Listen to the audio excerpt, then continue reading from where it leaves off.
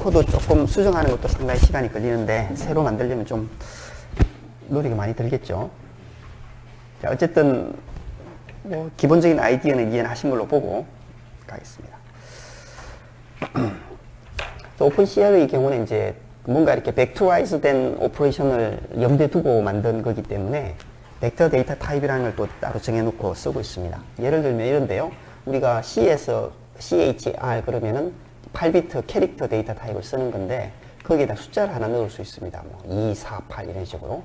그럼 이제 두 개가 하나의 묶음으로 동작하는 벡터 타입이 되는 건데요. 그래서 예를 들면은 인테자 4, i4 그러면은 32비트 인테자가 4개가 한 묶에 다니는 그런 것이 되겠죠. 이렇게 쭉 할 수 있고요. 그걸 이니셜라이즈 하거나 이런 거 할 때 이렇게 묶어서 뭐 이니셜라이즈 할 수 있거나 플로팅의 경우는 이렇게 하거나 이렇게 할 수 있습니다. 뭐 이렇게 어사인 하거나 이렇게 할 수 있고요. 아이고. 뭐 각각을 벡터로 그냥 묶음으로 하는 거니까 뭐 나누기 할 수도 있고 나누기도 하고 뭐 더하기도 하고 하면 알아서 되고요. 근데 이제 문제는 이런 각각 하나하나의 값을 우리가 뭐 쓰거나 읽거나 해야 되잖아요. 그런 경우에 이제 두 가지 방법이 있는데 X, Y, Z, W라고 뭐 예를 들어서 이게 4까지다 그러면은 X, Y, Z, W를 쓸 수 있습니다. 요게 X, 요게 Y, Z 하고 W가 되는 거죠. 만약에 두 개다 그러면 X, Y가 되는 거고. 즉 여기 보면 I4라고 되어 있는데 I4.X 그러면은 요게 되고 뭐 이런 식이 되는 겁니다. 또는 이게 이제 4보다 더 많아지면은 이 W 이상을 써야 되니까 그런 경우에는 이 S를 쓸 수가 있습니다. 그래서 .S0, .S0인가? 0부터 시작하는 것 같은데 어쨌든 그렇게 하면은 0부터 해야 되겠죠. 0 하면은 그 첫 번째 거, 두 번째 거 이렇게 하고요. 그게 만약에 10이다 그러면 A에서 F까지 우리 헥사에서 쓰듯이 그렇게 정할 수가 있습니다. 16보다 많은 숫자는 뭐 할 수가 없겠죠. 그리고 경우에 따라서 odd, even, high, low 이런 걸 쓸 수가 있는데 말 그대로 엘리먼트의 그 홀수 번째 있는 것, even은 짝수 번째 있는 것만 모으는 것, high는 반으로 나눴을 때 앞쪽에 있는 것, 뒤쪽에 있는 것 이렇게 구분해서 쓸 수 있도록 준비가 되어 있습니다. 그래서 우리가 지금 이미지 파일이 RGB라고 하는 세 개의 컴포넌트가 항상 같이 움직이는 거니까 그걸 벡터 타입으로 좀 쓰고 싶은 거예요. 그런데 벡터 타입의 경우에 어드레스 계산하는 게 캐릭터 단위는 잘 안 되는 것 같았어요. 제가 해보니까. 그래서 우리는 인테자 타입으로 바꿨습니다. unsigned 인테자 4개. 4개란 얘기는 RGB하고 하나는 안 쓰는데 통상적으로는 그 알파 블렌딩에서는 알파 밸류를 하나 더 보통 쓰거든요. 알파 밸류라고 그러는 거는 뭐 두 개의 서로 다른 그 픽셀 값을 더할 때 왜 이렇게 투명하게 보이고 뭐 이런 거 있잖아요. 그런 거 할 때 쓰는 거거든요. 그래서 어쨌든 4개의 그 컴포넌트를 갖는 어떤 이미지를 생각하는 거고요. 그걸 조금 전에 하셨던 거하고 똑같은 방식으로 하는데 조금은 이제 벡터 타입을 썼기 때문에 쉽게 할 수 있는 게 있죠. 이런 게 쉽게 되는 거죠. 이런 게. 아까는 썸을 뭐 어쩌고 저쩌고 했는데 뭐 이런 거 한다든가 뭐 이렇게 할 수 있다는 장점이 생깁니다. 그런데 문제는 뭐냐 하면은 커널이 생각하는 그 디바이스의 글로벌 메모리가 4개의 엘리먼트를 갖는 2D 어레이를 1디멘전으로 보는 것이 되겠죠. 그림을 다시 한번 앞에서 조금. 요게 지금 첫 번째 예제에서는 하나의 픽셀이 뭐 BGR이라고 하는 3개로 묶여 있다고 생각을 했는데 지금은 이게 3개가 아니라 하나가 더 있는 4개로 보여야 되겠죠. 그러면은 호스트 메모리가 준비되어 있을 때 그 호스트 메모리를 그 모습으로 바꿔서 다시 저장을 해줘야 되는 뭐 그런 문제가 생길 수 있습니다. 이 알파 브랜딩을 쓰고요. 코드가 도망가고 없네. 코드. 네, 코드는 직접 봐야 되겠습니다.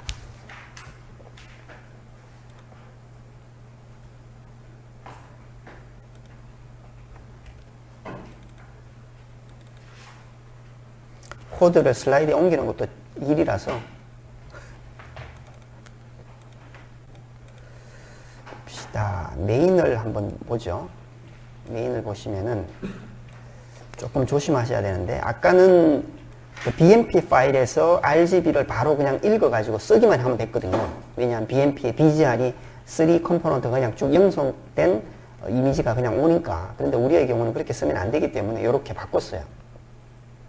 그래서 그 BGR하고 알파 브랜딩을 안 쓰기 때문에 사실은 우리의 경우는 하나를 더 만들어서 이렇게 만들어주고, 이걸 이제 호스트 픽셀로 쓰는 거죠. 그거를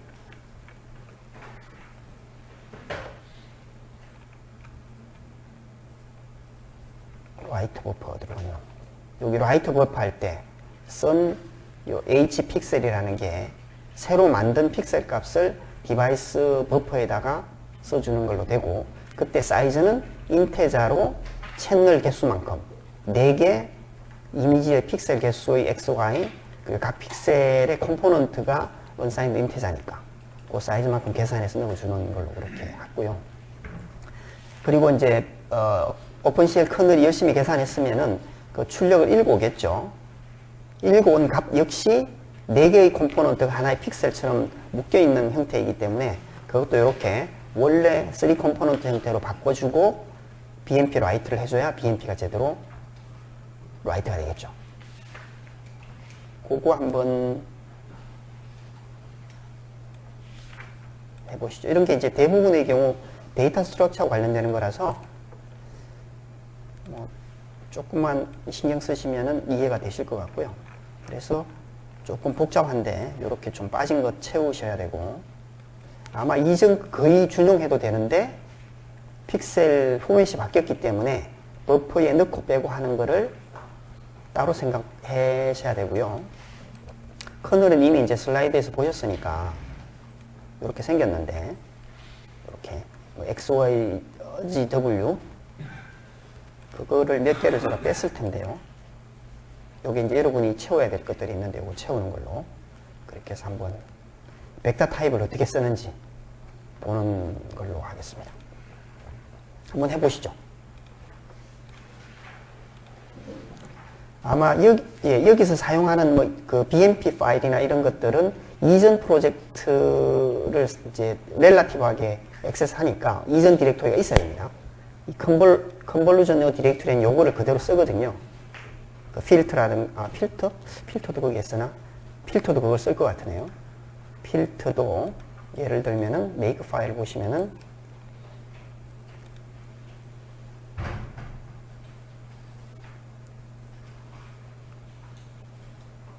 요게 있거든요. 요게 있는 걸로 봐서 필터는 거기 있는 걸 쓰게 됩니다. 필터 없다고 놀라지 마시고. 예, 한번 해보시죠. 벡터 타입을 어떻게 적용하는지. 예, 질문 있으신 것 같은데. 좀 너무 시간을 많이 쓰면 곤란하니까 그 공유 디렉토리에 OCL 컨볼루전 벡터를 일단 갖다 놨고요. 이제 질문하신 게 있었었는데 뭐 무슨 차이가 있느냐 그냥 하는 것하고 그게 그 어드레스 계산하고 이런 것이 편해집니다. 어떻게 편해지는지를 설명을 드리려면은 코드를 보고 얘기를 해야 되는데요. 이게 이제 처음에 사용했던 커널이거든요. 커널 보면은 인덱스를 계산할 때 이게 채널이 몇 개인지도 고민해야 되고, 여기 이런 게 막 있죠. 내가 그냥 픽셀의 XY 좌표만 알면 뭔가 계산이 됐으면 좋겠는데, 그 픽셀이 내가 뭐 3개짜리인지 4개짜리인지 컴포넌트가 이런 것 다 고민을 해야 되니까 코드가 조금 복잡해질 수 있을 겁니다. 그런데 그걸 벡터를 쓰게 되면은 그냥 픽셀이라는 개념의 숫자로만 다 돼도 가능한 거죠. 여기 보면 채널이라는 숫자가 안 보입니다. 그냥 픽셀이 내가 픽셀이 어느 위치 XY에 있다는 것만 알면은 묶여서 나가는 거니까 애들이 그런 인덱스를 좀 쉽게 계산해낼 수가 있는 거죠. 그런 장점이 생깁니다. 코드를 열심히 뭐 한번 해보시는 것도 좋고, 아니면은 그 트레이니에 카피해 놓은 게 있으니까요. 컨볼루전 벡터 그거를 한번 뭐 참고하셔서 좀 돌려보시죠. 코딩을 하시면서 이거 잠깐 같이 보시죠. 일단 오픈CL을 가지고 문제를 풀려면은 내가 풀고자 하는 문제가 이게 원디멘전인지 투디멘저널인지 아니면 이게 3디멘저널인지를 미리 결정을 해야 됩니다. 또 다른 하나는 이 사이즈가 어떻게 되는지.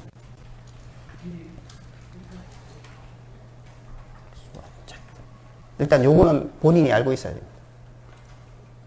물론 이제 사이즈 같은 경우는 뭐 필요에 따라서 프로그램을 돌릴 때마다 변할 수는 있겠으나 기본적인 스트럭처는 결정이 돼야 되고요. 그게 결정이 되면은 저기 보시는 그 두 번째 푸른색으로 칠해진 저 라인이 n 디멘셔널 레인지의 커널을 빌딩해서 런 하도록 하는 명령이잖아요. 보면은 첫 번째 커맨드 Q라고 쓰여 있는 데가 어느 커맨드 Q를 통해서 내가 일을 시키겠다는 것을 정하는 거고, 여기 요렇게요. 그 다음에 내가 그놈한테 어떤 커널을 일을 시킬지 커널은 앞에서 준비를 했으니까 알려주고, 요게 현재 사용할 디멘전이 어떻게 된다. 우리가 이제 2디멘전널이다 그러면 2라고 써야 되고 1이면 1이어야 되겠죠. 3이면 3이고. 요 n은 옵셋을 얘기하는 건데 우리의 경우 처음부터 다 쓰는 걸 통상 가정을 하기 때문에 늘 한 거고요. 글로벌 워크 사이즈하고 로컬 워크 사이즈는 뭐냐 하면은 내가 풀고자 하는 문제가 하나하나의 커널을 우리가 워크 아이템이라고 그랬는데, 이게 워크 아이템이라고 그랬는데 이게 XY가 몇 개가 있다. 글로벌 X와 글로벌 Y를 알려줍니다. 그러니까 프로블럼 사이즈를 알려주는 거죠. 그만큼의 커널이 동시에 만들어져서 일을 쫙 한다. 이렇게 이해하셔도 될 것 같고요. 근데 이걸 이렇게 할 때 컴퓨터 유닛 회사가 이렇게 좀 잘라서 워크 그룹으로 이렇게 어사인을 또 하잖아요. 우리가 그거를 이렇게 똑같은 크기로 나누었을 때 요곳에 로컬 사이즈를 알려줍니다. 그게 두 번째 아규먼트가 되는 거죠. 저기에서 이게 되는 거고, 요거. 그걸 우리가 이렇게 했잖아요. 만약에 이게 원디멘셔널이다 그러면 요게 1일 것이고 요게 11이고 숫자가 하나하나가 들어가겠죠. 그렇게 해서 알려주면은 해당 커널이 그런 종류의 프로블럼 도메인에서 내가 어디에서 일을 한다 이렇게 알 수가 있게 되는 거죠. 그래서 특정한 커널이 예를 들어서 내가 여기에 있다.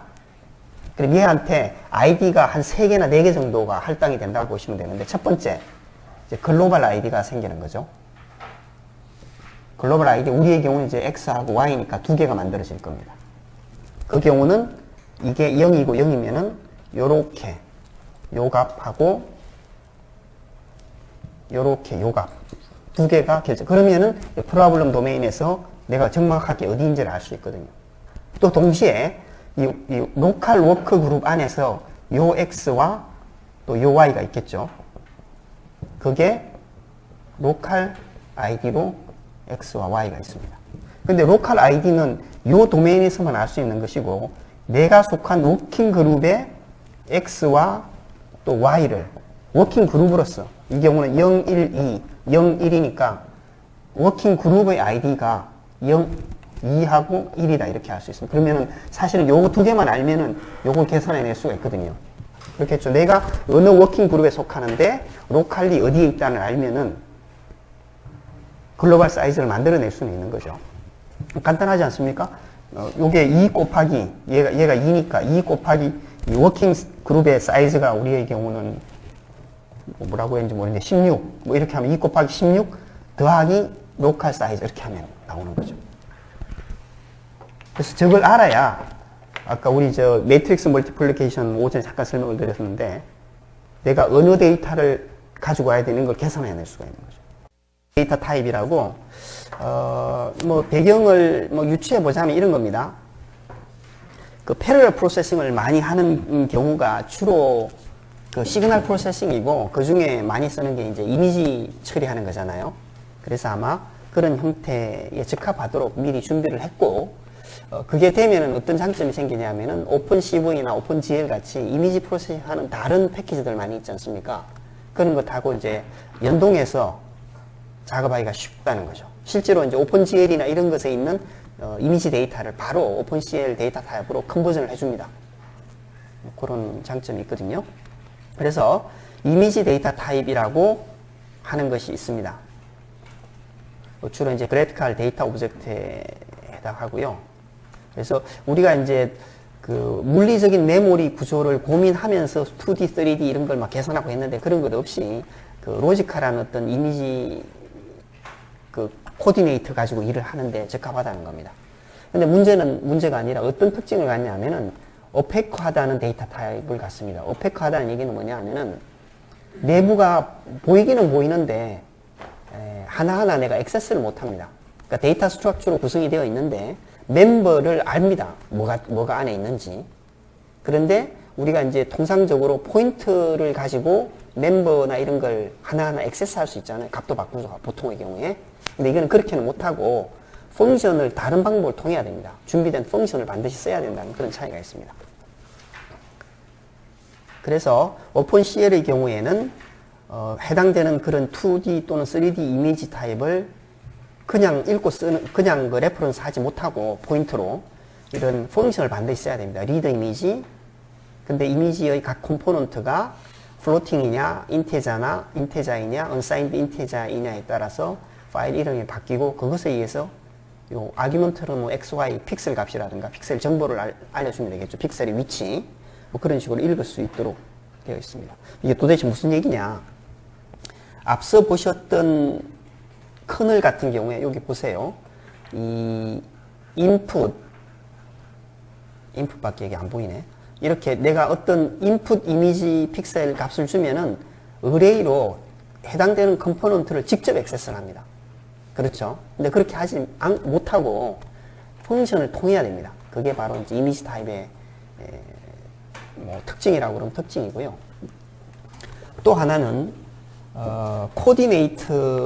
코디네이션이라는 게 이제 XY 좌표를 얘기하는 건데, 그 XY 좌표가 언뜻 생각하면은 이미지가 이제 뭐 320, 240 이미지다 그러면은 픽셀이 0에서 319 뭐 이런 식으로 인테자로 이렇게 픽셀 위치가 정해지지 않습니까?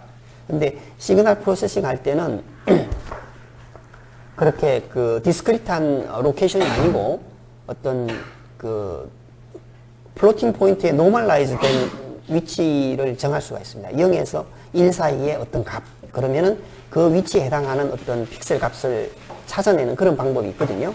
그게 노멀라이즈드 코디네이터입니다. 그러니까 픽셀의 위치를 플로팅 포인트 값으로 찾아내는데 그 플로팅 포인트가 0에서 1 사이의 값이다.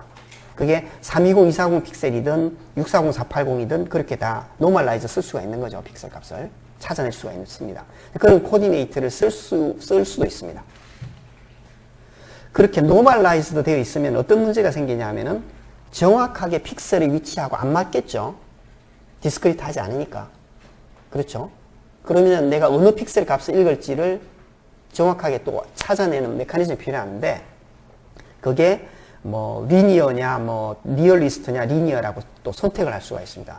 뭐 리얼리스트라는 얘기는 뭐냐 하면은 예를 들어서 노멀라이즈드 한 픽셀 값이 0.009다. 근데 그거를 이제 320, 240으로 환산을 해봤더니 어떤 값이 나오겠죠. 그 값에 가장 가까운 걸 쓰는 겁니다. 아니면은 그 중간 값이 양쪽으로 픽셀이 있을 텐데 그 픽셀에 그 인터폴레이션 값을 쓰는 그렇게 할 수도 있다는 겁니다. 말로 설명하니까 그러네. 뭐 대충 다 이해는 하셨을 것 같은데요. 픽셀이 이렇게 있습니다. 그게 뭐 320, 230이든 굉장히 다르게 있겠죠. 픽셀 이미지 사이즈라는 게 많이 있는데 이거를 그냥 노멀라이즈 하는 겁니다. 0에서 1.0 사이에. 근데 사실은 0에서 319 이렇게 있는 거죠. 이것도 똑같고요. 그래서 내가 어떤 픽셀의 X좌표가 0.51이다. 그러면은 계산을 해보면은 뭐 156에 해당되는데 실제로 계산해보면 156.1 어쩌고 이렇게 나올 수 있잖아요. 환산을 해보면은. 그러면은 내가 찾고자 하는 픽셀이 사실 요건데 그 픽셀이 원래 픽셀은 없는 거지 않습니까? 그러니까 요거에 가장 가까운 픽셀 값을 쓰느냐, 아니면 이 옆에 있는 픽셀 두 개 사이에 우리 그 어떤 값이 이렇게 있으면은 중간 값을 찾아내는 가장 대표적인 값이 인터폴레이션 하는 거잖아요. 아니면은 에버리지 하거나 뭐 여러 가지 방법이 있지 않습니까? 그런 방법을 선택해서 픽셀 값을 계산하라 라고 알려줄 수가 있습니다. 또 하나는 이제 픽셀 값을 계산할 때 우리 아까 그 필터 얘기하면서 필터를 적용하려고 바운더리 이렇게 했더니 내가 요걸 지금 계산하고 싶은데 이 옆에 있는 것도 필요하거든요. 바깥쪽에 있는 거. 근데 없지 않습니까? 그래서 이 픽셀 값의 어드레스를 계산할 때 만약에 바운더리를 벗어나면은 이렇게 했을 때 바운더리를 벗어나면은 이거를 여기 걸 찾지 말고 요걸 찾도록 강제할 수가 있거나 아니면 0의 값을 쓰라라고 강제할 수가 있도록 하는 메커니즘을 또 제공합니다. 그런 것들을 이제 이 이미지 데이터 타입을 만들 때 정해서 알려주는 거죠.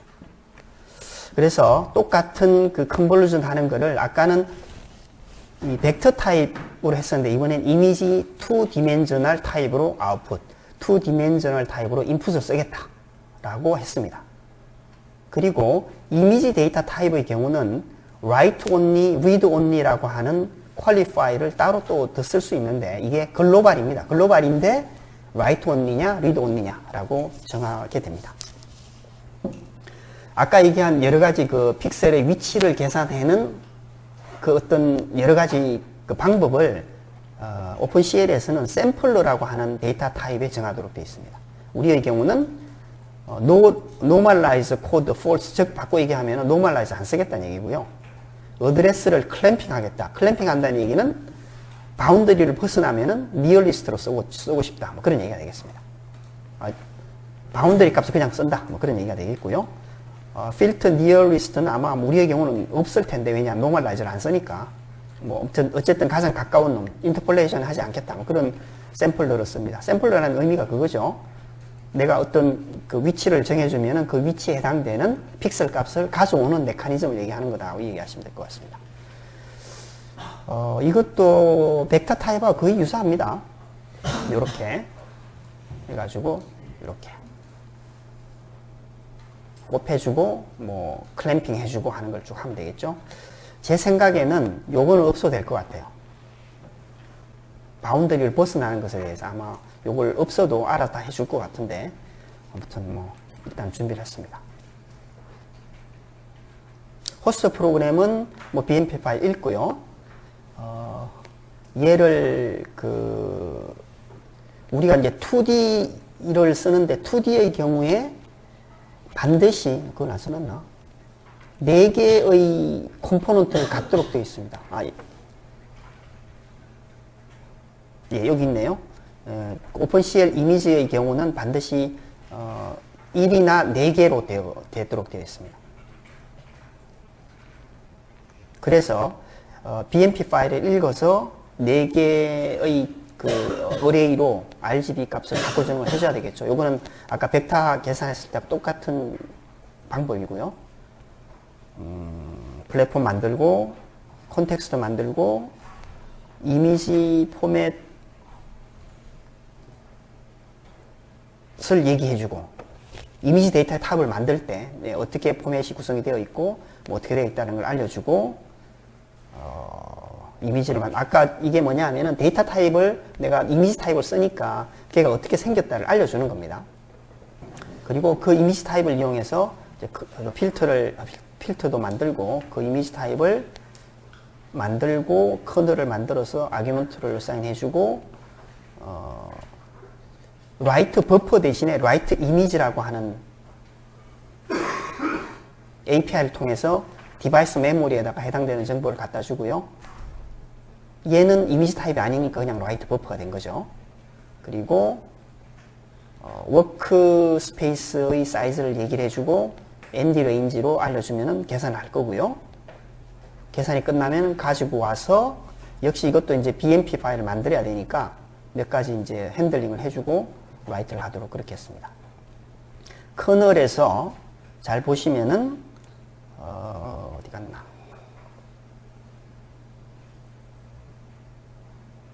예, 여기 있죠. 아까 저기 벡터 타입의 경우는 각각의 컴포넌트를 바로 어레이의 그 엘리먼트로 읽었는데 이건 그렇게 읽지 못합니다. 어떤 샘플 방법으로 어디에 있는 위치의 것을 읽어와라라고 해주는 요 API를 반드시 쓰셔야 됩니다. 이게 이제 오페크하다는 의미가 여기 있는 거죠. 하나하나 쓰지 못한다는 거, 하나하나 레퍼런스 못한다는 거고요.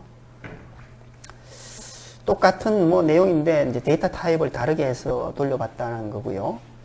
뭐 성능 개선을 위해서 뭐 로컬 메모리를 쓰는 방법을 또 적용해 볼 수 있겠고, 경우에 따라서 뭐 타일 기법을 쓴다든가 뭐 여러 가지 방법을 쓸 수가 있을 텐데요.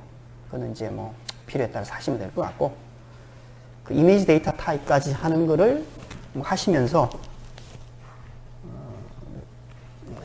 식사 시간인가 벌써? 그렇죠. 예. 식사하시고 1시에 다시 한번 뵙도록 하겠습니다.